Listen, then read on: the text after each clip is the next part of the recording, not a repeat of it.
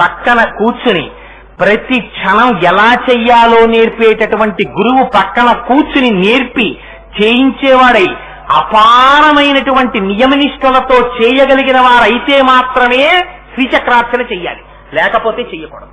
మీకు ఒక్క ఉదాహరణ చెప్తాను. మీకు ఉపాసనకి అనేక మార్గాలున్నాయి.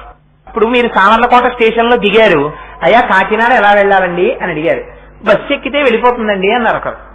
అయ్యా ఈ రైలు ఉండదా, నాకు బస్సు ఎక్కితే వాంతులు అవుతాయి అన్నారు. అయితే ఒక గంట కూర్చోండి, ఒక గంట కూర్చుంటే ఏదో సర్కార్ వస్తుంది, ఎక్కేయండి కాకినాడ వెళ్ళిపోతారు అన్నారు. గంట లోపల పోనీ వెళ్ళడానికి ఇంకేమైనా ఉండదా అండి, అసలు కాకినాడ వెళ్ళడానికి కాలంలో పడవ ఒకటి ఎడుతూ ఉంటుందండి, ఇసుకట్టుకున్నా ఎక్కండి పోనీ అందులో వెళ్ళిపోదురు కానీ అంటాడు. ఇంకోడు అంటాడు ఆ గేటు దగ్గరికి వెళ్ళండి కార్లు ఎడతాయి అంటాడు. ఇంకోడు అంటాడు నేను ఎప్పుడో విన్నానండి, మీరు సామర్లకోట భీమేశ్వరాలయంలోకి వెళ్ళి ఆ వెనకాతల పెద్ద తుప్ప ఒకటి ఉంది, ఆ తుప్పలోకి వెళ్ళి కొంచెం మట్టి తీస్తే అందులో గుహ ఉంది, మీరు ఆ గుహలోంచి అలా జాగ్రత్తగా భయం లేకుండా వెళ్ళిపోతే కాకినాడ బాలాత్రిపుర సుందర అమ్మవారి గుడి వెనక్కి చేరుతారంటాడు. మీరు వెడతారా అందులో? ఎందుకు వెడతారు మీరు వెళ్ళరు. ఎందుకు వెళ్ళరు? గుహలోంచి కాకినాడ వెళ్ళడం ఎందుకు, లేనిపోని కూడా సొరంగ మార్గంలో. ఉపాసన మార్గము సురక్షితమైనదై ఉండాలి, భగవంతుడి దగ్గరికి తీసుకెళ్లేది.